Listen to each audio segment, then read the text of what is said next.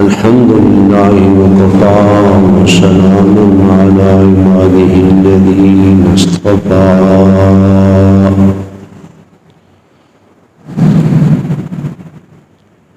أما بعد فأعوذ بالله من الشيطان الرجيم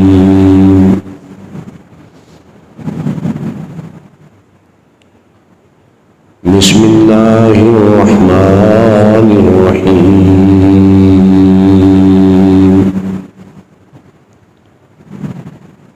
وإنك لعلى خلق عظيم وقال النبي صلى الله عليه وسلم إنما بعثت لأتمم مكارم الأخلاق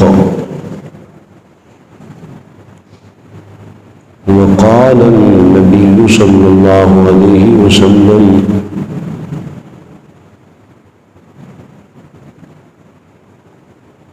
المرء مع من أحب وقال النبي صلى الله عليه وسلم أكملهم إيمانا أحسنهم أخلاقا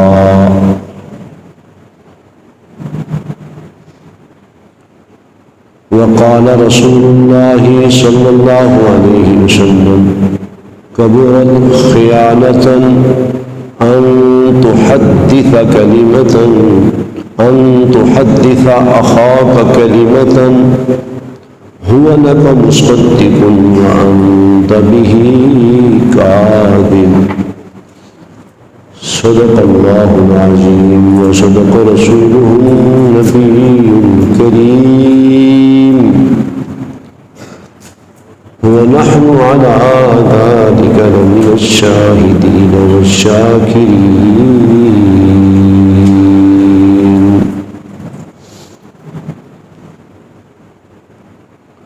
الحمد لله رب العالمين.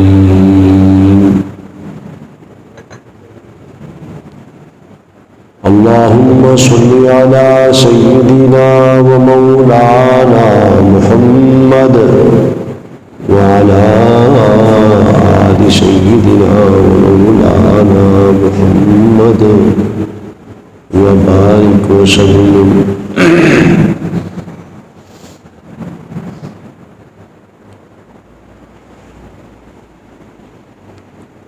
امام الانبیاء صلی اللہ علیہ وسلم کی صفات میں سب سے اعلیٰ درجے کی صفت وہ آپ کے اخلاق تھے.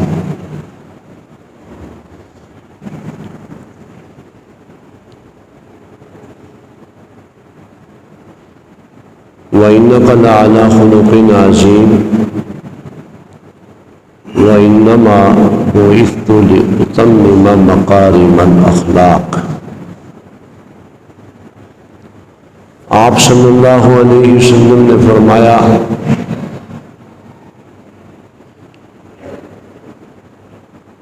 کہ قیامت کے دن نامہ اعمال میں جو چیز سب سے زیادہ وزنی ہوگی وہ انسان کے اخلاق ہے. یہ بات تو ہم سب جانتے ہیں، ہمارا اس پر ایمان ہے کہ قیامت کے دن ہمارے اعمال تلیں گے.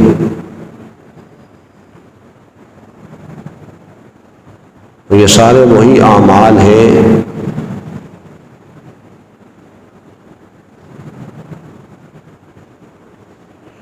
جو آئے روز صبح و شام ہم سے ادا ہو رہے ہیں. وہ اچھے عمل ہوں یا برے، وہ سارے اعمال محفوظ ہو رہے ہیں. ما يلفظ من قول الا لديه رقیب عتید.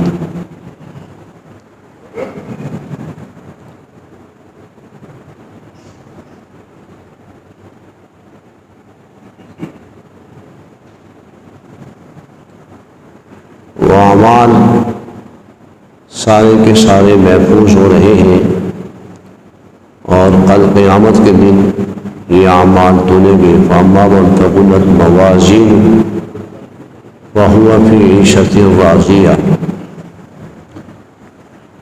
قیامت کے دن جس کی تولے بھاری ہوئی، جس کا ترازو کا پلڑا اس کی نیکیوں کی وجہ سے جھک گیا، فہو فی عیشۃ راضیہ. وَأَمَّا مَنْ خَفَّتْ مَوَازِينُهُ، اور جس کی تولے ہلکی ہوئی، جس کے نامہ اعمال میں اس کی نیکیوں کا پلڑا ہلکا رہا، تو اس کا ٹھکانہ بہت ہی بھیانک ہے. فَأُمُّهُ هَاوِيَةٌ وَمَا أَدْرَاكَ مَا هِيَ نَارٌ حَامِيَةٌ. اس کا ٹھکانہ بھڑکتی ہوئی آگ ہے، جو بھڑکتی ہوئی آگ میں ڈالا جائے گا. تو امام الانبیاء صلی اللہ علیہ وسلم نے فرمایا کہ جس کی قیامت کے دن اعمال کے وزن کے موقع پر جب اعمال چنے گئے تو اس کے اعمال میں سب سے جو وزنی چیز ہوگی وہ اس کے اخلاق ہوگی.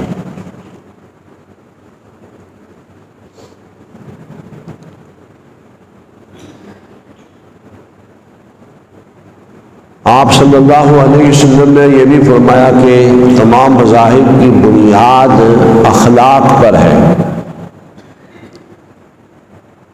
اب سوال یہ ہے کہ یہ اخلاق کسے کہتے ہیں؟ اخلاق ہے کیا؟ اخلاق یہ خلق کی جمع ہے، عادت کو کہتے ہیں. تو معنی یہ ہوا کہ اچھی عادات، اخلاق کا معنی ہوا اچھی عادات. تو اچھی عادات کو اختیار کرنا اور بری عادات سے بچنا، اسے اخلاق کہتے ہیں. اچھی عادات اپنانا اور بری عادات سے اپنے آپ کو بچائے رکھنا، اس کا نام اخلاق ہے.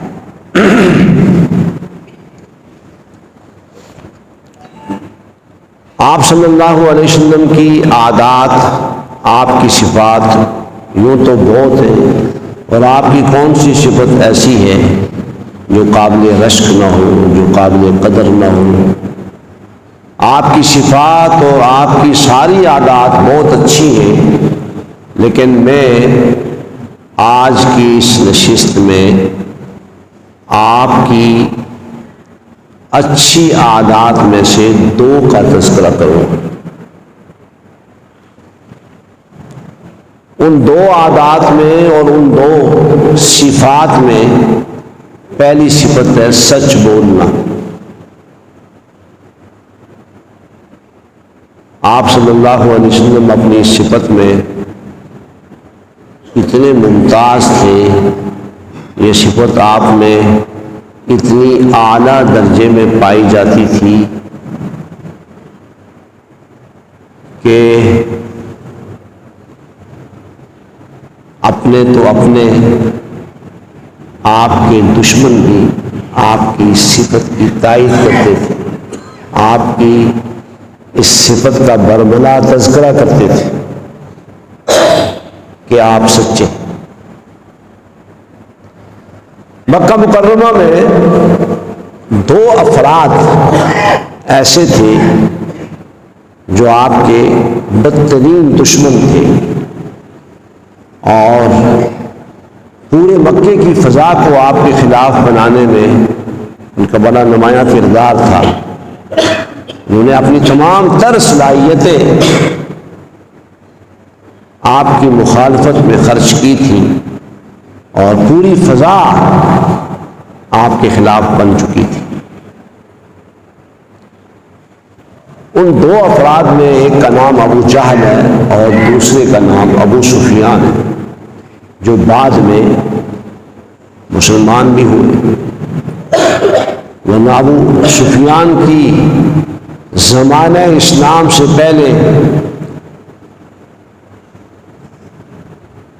کی جو دشمنی تھی، اس کا اندازہ اس سے لگایا جا سکتا ہے کہ غزوہ بدر میں بھی وہ مشرکین مکہ کی فوج کی قیادت کر رہے تھے، غزوہ احد میں بھی انہوں نے کافروں ہی کی قیادت کی تھی، اور کافروں ہی کی طرف سے وہ ان کے لشکر میں سردار بن کر، سربراہ بن کر شریک ہوئے تھے۔ یہ دونوں افراد وہ ہیں جنہوں نے آپ کی دشمنی میں کوئی کسر نہیں چھوڑ رکھی۔ تو ابو جہل سے ایک مرتبہ کسی نے پوچھا کہ یہ بتاؤ کہ محمد صلی اللہ علیہ وسلم کیسے ہیں؟ تو کہنے لگا بھائی وہ سچے۔ کہا اگر تم یہ مانتے ہو کہ وہ سچے ہیں تو ان کی بات کیوں نہیں مانتے؟ کہا یہ میری ذاتی چودراہٹ کا مسئلہ ہے بھائی،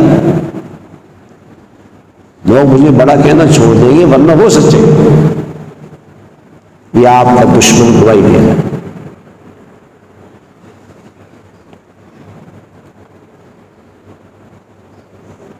دنیا کی سپر پاور کیسر، جو روم کا کے بادشاہ کا لقب تھا، کیسر روم کا دربار سجا ہوا ہے، اور سرکار دو عالم صلی اللہ علیہ وسلم کے بارے میں سوالات ہو رہے ہیں۔ وقت کا بادشاہ خود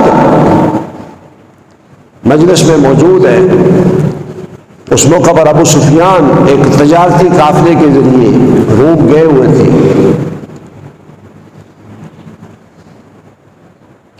تو اس نے دربار میں ابو سفیان کو بلوایا، اور ان کے ساتھ ان کی جماعت کے جو افراد تھے، جو دیگر تجارت سے وابستہ لوگ تھے، انہیں بھی بلوایا، اور ابو سفیان کی پشت پر انہیں بٹھایا، ان کی پیٹھ پیچھے، اور کہا دیکھو میں ان سے کچھ سوالات کروں گا، اگر اس نے کہیں جواب دینے میں ڈنڈی ماری تو تم نے اس کو ٹوکنا ہے۔ بہت سارے سوالات ہوئے۔ ابو سفیان کافر ہیں، مسلمان نہیں ہیں، آپ کے دشمن ہیں، اور آپ نے ان کی دشمنی کا اندازہ اس سے لگا لیا کہ غزوہ بدر میں بھی آپ کے خلاف لڑنے کے لیے فوج لے کر حاضر ہوئے، غزوہ احد میں بھی فوج لے کر حاضر ہوئے۔ دشمنی اتنی مضبوط ہے، اور دربار لگا ہوا ہے کیسر روم کا، اور آج موقع ہے کہ رسول اللہ کے خلاف کوئی بات کہے۔ وہ وقت کا بادشاہ ہرقل مجلس میں موجود ہے، اور بہت سارے سوالات میں ایک سوال اس نے یہ بھی کیا کہ عام لوگوں کے ساتھ ان کا ملنا جلنا، ان کا برتاؤ کیسا ہے، لوگ ان کے بارے میں کیا رائے رکھتے ہیں۔ ابو سفیان دشمن ہونے کے باوجود اس بڑی مجلس میں یہ کہہ رہے ہیں کہ محمد سچے، یہ جھوٹ نہیں بولتے، ہم نے کبھی آپ کو جھوٹ بولتا نہیں دیکھا۔ اس جواب سے متاثر ہو کر کیسر نے اس وقت کے بادشاہ نے ہرقل نے یہ تاریخی جملہ کہا تھا کہ جو شخص مخلوق کے سامنے جھوٹ نہیں بول سکتا وہ اپنے خالق پر کیسے جھوٹ بولے، کیسے جھوٹ بول سکتا۔ تو امام الانبیاء صلی اللہ علیہ وسلم کی عمدہ صفات میں، آپ کی اچھی عادات میں ایک نمایاں اور اچھی عادت یہ تھی کہ آپ سچ بولتے تھے، آپ نے کبھی جھوٹ نہیں بولا، اور یہ آپ کے دشمنوں کی گواہی ہے کہ آپ سچے ہیں، سچے۔ خود آپ صلی اللہ علیہ وسلم صفا پہاڑی پر چڑھتے ہیں اور اہل مکہ کو جمع کر کے اپنی نبوت کی دلیل پیش کر رہے ہیں، اور کیا خوبصورت دلیل ہے، اپنی زندگی بتائی انہیں۔ 40 سال میں نے تمہارے اندر گزارے، 40 سال کا بڑا عرصہ ہے، حل وجدتمونی صادقا او کاذبا، مجھے بتاؤ اس 40 سالہ عرصے میں تم نے کبھی مجھے جھوٹ بولتے دیکھا؟ کبھی تم نے مجھے غلط بیانی کرتے دیکھا ہے؟ وہ پورا مجمع ہے اور یہ آپ کے دشمن ہے، یہ آپ کے نہیں ہے۔ اس پورے مجمع سے آواز آ رہی ہے جربناک مرارا، جربناک مرارا، ہم نے بارہ تجربہ کیا ہے، ما وجدناک الا صادقا، ہم نے آپ کو سچائی پائی، آپ سچے۔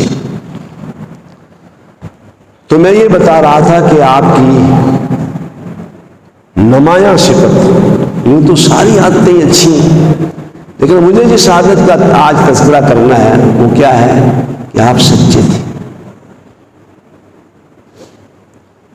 آج ہمارے معاشرے میں جھوٹ اتنا عام ہو چکا ہے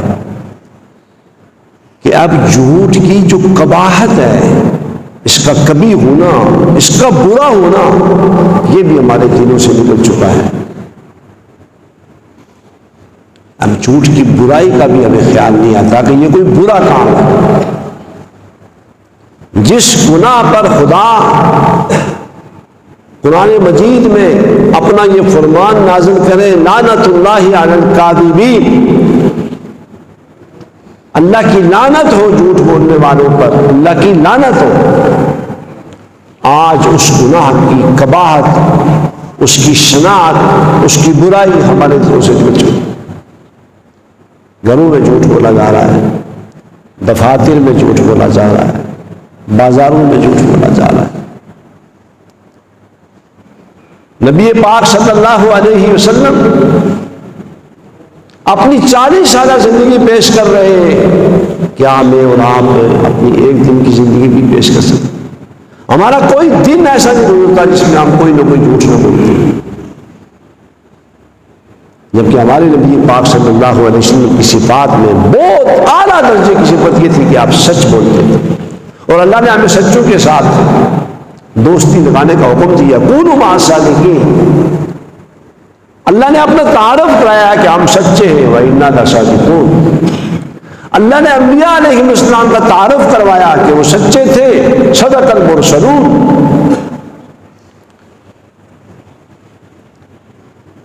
اور الگ سے بھی نام لے لے کر تعارف کرایا، وَاذْكُرْ فِي الْكِتَابِ إِبْرَاهِيمَ إِنَّهُ كَانَ صِدِّيقًا نَبِيًّا، وَاذْكُرْ فِي الْكِتَابِ إِسْمَاعِيلَ إِنَّهُ كَانَ صَادِقَ الْوَعْدِ وَكَانَ رَسُولًا نَبِيًّا، یوسف ایھا الصدیق واذکر فی الکتاب ادریس انہ کان صدیقا نبیا۔ حضرت عیسیٰ علیہ السلام کی والدہ کا تذکرہ ہو رہا ہے قرآن میں، وامہ صدیقہ۔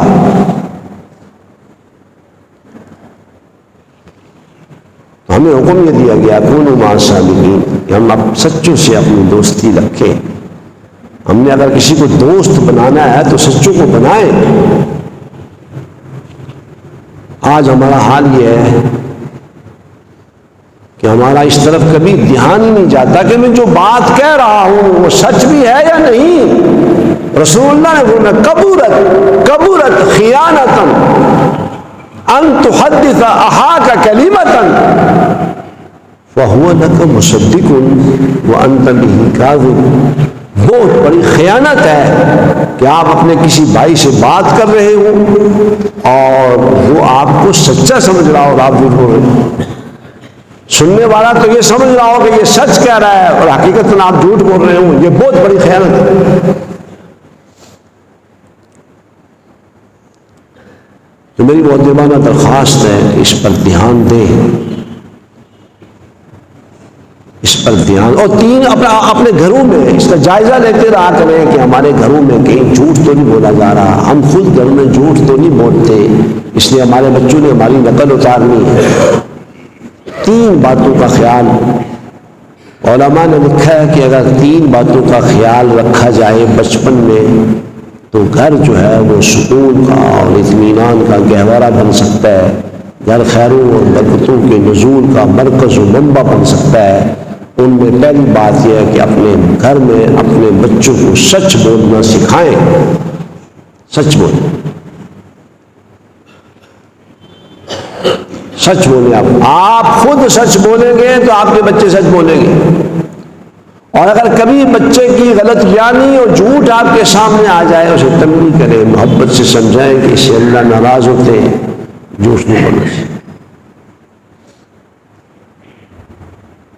حضرت ابو سفیان نے جو بعد میں مسلمان ہوئے نا، تو مسلمان ہونے کے بعد ایک مجلس میں یہ تذکرہ چھڑ گیا کہ کیسر کے دربار میں آپ سے کیا گفتگو ہوئی تھی۔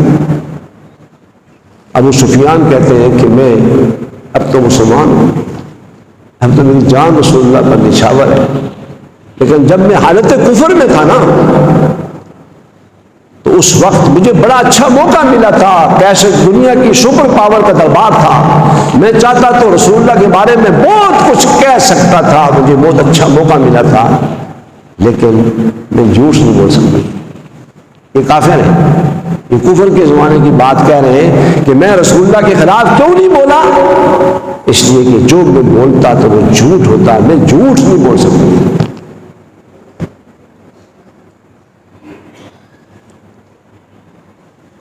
تو اپنے بچوں کو سچ بولنا سکھائیں، اور دوسرا فرمایا کہ بچپن سے اپنے بچوں کو نماز کا عادی بنائیں۔ یاد رکھیں، آج آپ کی اولاد اگر بیرار علی کا شکار ہے، وہ آپ کو پارکوں میں تو نظر آتی ہے، ہوٹلوں میں نظر آتی ہے، انٹرنیٹ کیفے میں آپ کے بچے نظر آتے ہیں، تو یہ آپ کا وہ بچپن کا کردار ہے کہ آپ نے اس موقع اپنے بچوں کا خیال نہیں رکھا، انہیں وہ راستہ نہیں بتایا۔ دوسرا کام کیا ہے کہ اپنے بچوں کو بچپن سے نماز کا عادی بنائیں۔ امام الانبیاء صلی اللہ علیہ وسلم جیسی شفقت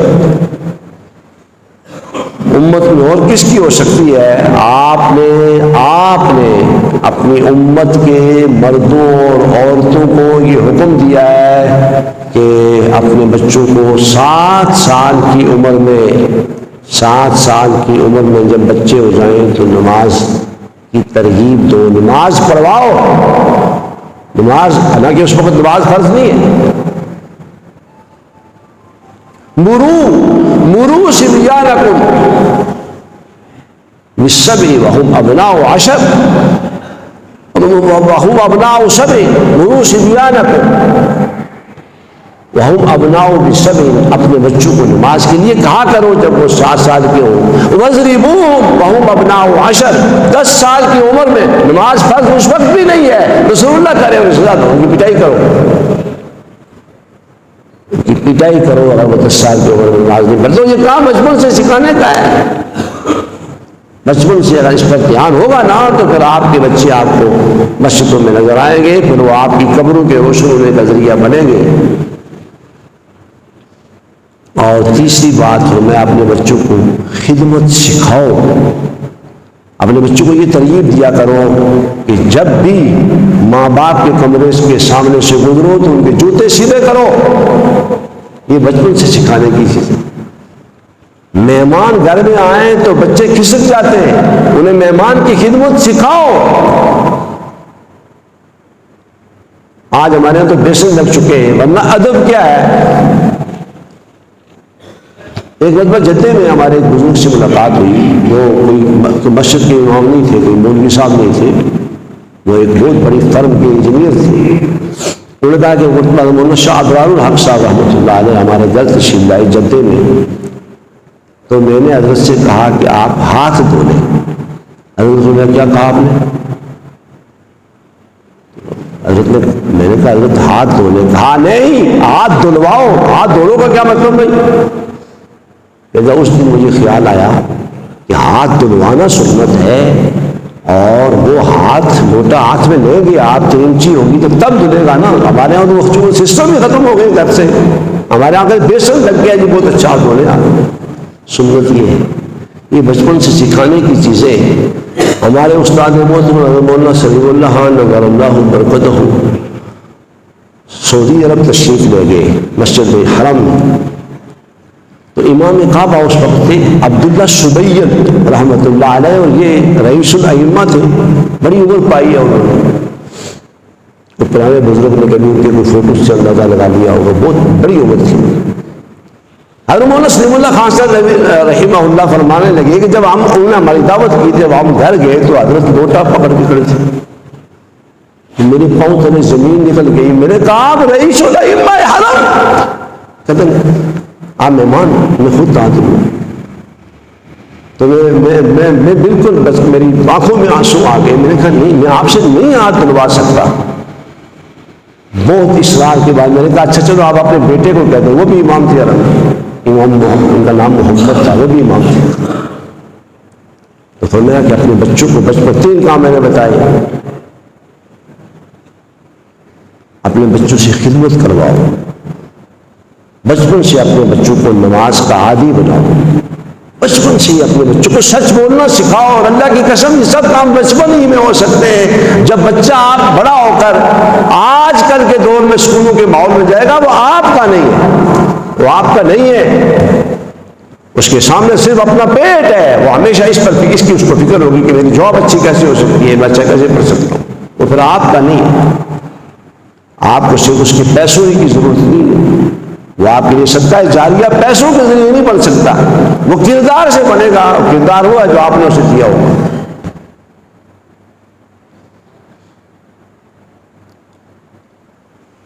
تو میں یہ عرض کر رہا تھا کہ امام الانبیاء صلی اللہ علیہ وسلم کی یوں تو ساری صفات بہت اچھی، بہت اچھی، لیکن ان صفات میں جس صفت کا میں آج آپ سے تذکرہ کر رہا ہوں وہ ہے آپ کا سچ بولنا.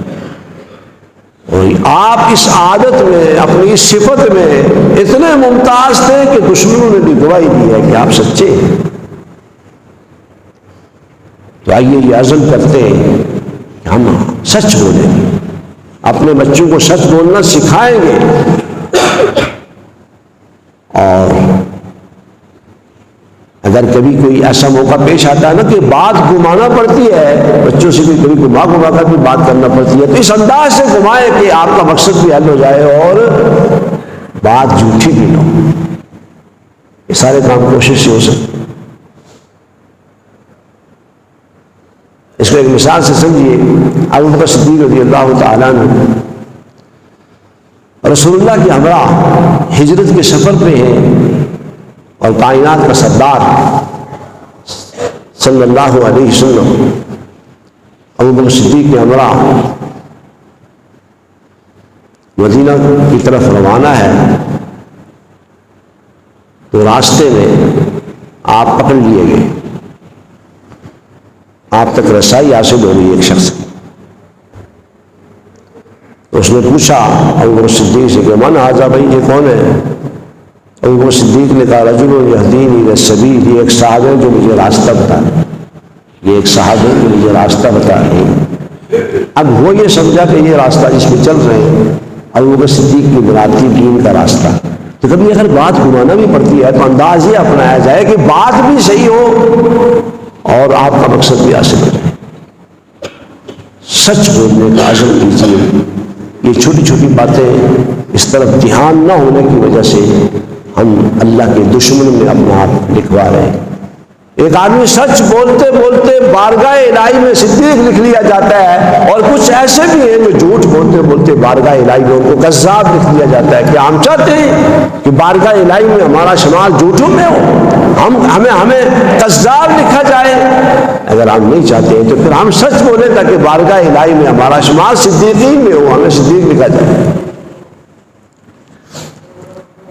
میں یہ بتا رہا تھا کہ امام الانبیاء صلی اللہ علیہ وسلم کی عمدہ اور اعلیٰ صفات و عادات میں ایک عادت ہے سچ بولنا. آپ ہمیشہ سچ بولتے تھے، آپ نے کبھی غلط بیانی نہیں کی. آپ نے نبوت سے قبل 40 سال کی زندگی پیش کی، نبوت سے پہلے کا زمانہ، اور پوری قوم نے اس کی تائید کی. جربناک مرارا ما وجدناک الا صادقا. ہم نے 12 تجربہ کیا ہے. یہ الفاظ حدیث پاک میں کافروں کے ہیں، کافروں کے، مسلمانوں کے نہیں ہیں. یہ آپ کی نبوت کے زمانے کا کیا آغاز ہے، اور آپ صفا پہاڑی پر دعوت دینے سے قبل اپنا کردار پیش کر رہے ہیں کہ میں کوئی بات کرنے والا ہوں، پہلے یہ بتاؤ حل وجدتمونی صادقا او کاذبا، تم نے مجھے کیسا پایا ہے، کیسا؟ تو پوری قوم اس وقت کے وہ مکہ والے مل کر کہہ رہے ہیں کہ جربناک مرارا ما وجدناک الا صادقا، ہم نے آپ کو ہمیشہ سچا ہی پایا، آپ نے کبھی جھوٹ نہیں پایا۔ یہ ہمارے وہ پیغمبر ہیں جو اپنا 40 سال کا کردار پیش کر رہے ہیں، اور ہم ہیں ان کے نام لیوا کہ ہم اپنی ایک دن کی زندگی بھی ایسی پیش نہیں کر سکتے۔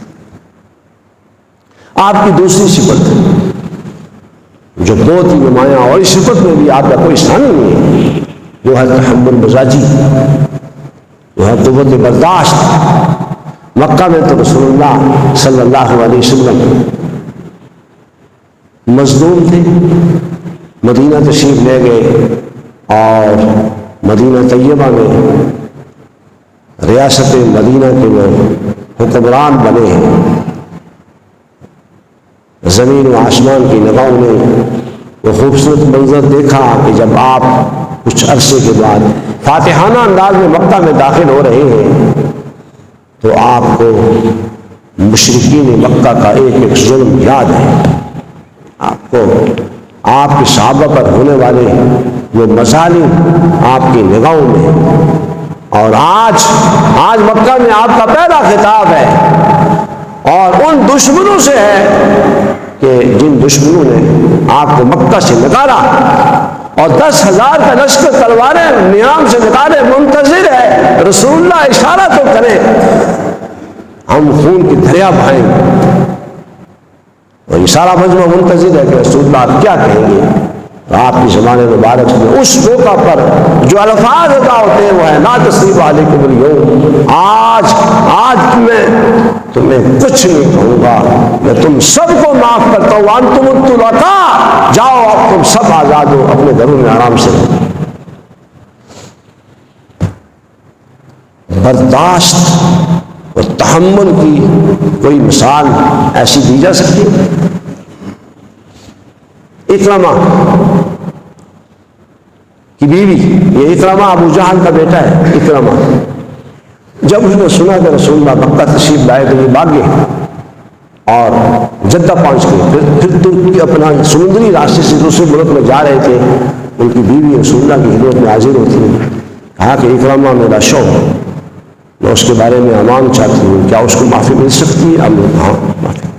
اس نے کہا یا رسول اللہ میں اکرمہ کا پوچھ رہی ہوں، وہ سمجھی شاید آپ سمجھے نہیں، میں اکرمہ کا پوچھ رہی ہوں یا رسول اللہ۔ کہا ہاں سن لیا، اس کے لیے معافی ہے۔ اور یہ وہ شخص ہے جس نے اپنے باپ کی طرح دشمنی کی ہے رسول اللہ کی، یہ اپنے باپ سے دشمنی میں کم نہیں تھا، لیکن رسول اللہ صلی اللہ علیہ وسلم کہہ رہے معاف ہے۔ چنانچہ اکرمہ آتے ہیں، آپ نے ان کے ایمان کو قبول کیا اور پوچھا کہ تم نے کیا کیا تھا؟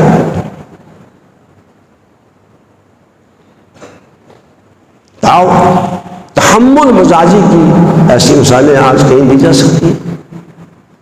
ویسی آتے ہیں ویسی، اور یہ وہ ویسی ہیں جنہوں نے حملہ کو شہید کیا، اور رسول اللہ کی اس غم کی کیفیت کو آج بھی حدیث میں جو پڑھتے ہیں نا ہم لوگ کہ رسول اللہ پر کیا غم طاری ہوا تھا اپنے، وہ تو ایک ہی تو چچا تھے جس نے آپ پر جان نشور کر رکھی تھی، حمزہ رضی اللہ تعالیٰ عنہ، اور عمر بھی برابر تھی۔ آپ کی اس غم کو محدثین نے بیان کیا تو لرزہ طاری ہو جاتا ہے آج بھی پڑھتے ہوئے کہ کیا آپ پر غم طاری ہوا، تو ویسی آگے یا رسول اللہ مجھے معافی مل سکتی ہے؟ کہاں مل سکتی؟ کہا یا رسول اللہ میں ویسی ہوں، ویسی آپ کے چچا کا قاتل؟ کہاں؟ میں تمہیں جانتا ہوں، میں تمہیں جانتا ہوں، بس ایک مہربانی کرو کہ تم میرے سامنے میں بیٹھو، مجھے میرے چچا کا غم تازہ ہو جائے گا، میرے زخم دوبارہ تازہ ہو جائیں گے، اور یہ تیرے لیے نقصان دہ ہے، یہ تیرے لیے فائدہ مند نہیں ہے۔ تو ویشی رضی اللہ تعالیٰ عنہ پھر مدینہ ہی چھوڑ کر چلے گئے شام، کہ رسول اللہ کو مجھے ویسے تکلیف ہوتی ہے، میں مدینہ نہیں آؤں۔ آپ نے ان کا اسلام قبول کیا، لیکن گرفت نہیں کی۔ آج ہمیں پوری قوت کے ساتھ اپنے دشمن پر اگر دسترس حاصل ہو جائے تو ہم کیا کریں گے؟ ہم تو اس کی تکہ بوٹی کریں گے، اس کو صفحہ ہستی سے بجائے بغیر ہمیں چین نہیں آئے گا۔ اور یہ کائنات کے سردار کا تحمل اور ان کی بردباری دیکھیں کہ دشمنان اسلام جنہوں نے ان دشمنی میں کوئی کسر نہیں چھوڑی، ان کے لیے عام معافی کا اعلان ہو رہا ہے۔ آپ صلی اللہ علیہ وسلم نے فرمایا کہ اللہ رب العزت نے یہ جو تحمل ہے نا، بردباری جسے کہتے ہیں، برداشت، یہ ایسی خوبی ہے اگر کوئی اسے اپنا لے نا تو یہ خوبی اس کو حسین بنا دیتی ہے، اسے خوبصورت بنا دیتی ہے۔ اور اس کے مقابلے میں درستی، غصہ، یہ ایسی بڑی صفت ہے کہ جس شخص، مرد ہو یا عورت، جس میں یہ برائی پائی جائے گی نا، سخت مزاجی والی، یہ اس کی ساری نیکیوں کا مرجع میٹ کر دیتی ہے۔ تو رسول اللہ صلی اللہ علیہ وسلم کی یہ دو صفات جو سب سے نمایاں اور سب سے عمدہ صفات ہیں، میں آئندہ نشست میں دو صفات اور بیان کروں گا۔ ایک ہے ایفائے عہد، وعدہ کا پورا کرنا، اور ایک ہے امانت و دیانت۔ لیکن آپ ان دو صفات سے آپ اندازہ لگا چکے ہوں گے کہ ہمارے نبی پاک صلی اللہ علیہ وسلم نے ان دو صفات میں کیا ممتاز مقام و مرتبہ حاصل کیا کہ ساری دنیا میں اس کی کوئی مثال نہیں دے سکتی۔ آپ سب سے اعلیٰ ان دونوں صفات میں ہمیں سب سے اعلیٰ، سب سے نمایاں، سب سے ممتاز نظر آتے ہیں۔ ہم چونکہ آپ کے نام لیوا ہیں اور ہم آپ کا کلمہ پڑھتے ہیں اور ہمیں آپ کی اتباع کا حکم دیا گیا ہے، ہماری سعادت اسی میں ہے کہ سچ بولنا اپنا شعار بنائیں اور اپنے اندر تحمل مزاجی اور بردباری پیدا کریں، اور ان دو صفات کے اپنانے سے اللہ کے ہاں بھی ہمارا درجہ بہت ممتاز اور بہت بلند ہو جائے گا، ہمارا شمار صدیقین میں ہوگا، اور ہم اللہ کے ہاں ان ممتاز لوگوں میں شمار کیے جائیں گے جن کی اللہ کے ہاں بڑی قدر و قیمت ہے۔ دنیا میں بھی پرسکون رہیں گے اور آخرت میں بھی ہم سعادت مندوں والی زندگی گزاریں گے۔ اللہ مجھے اور آپ کو عمل کی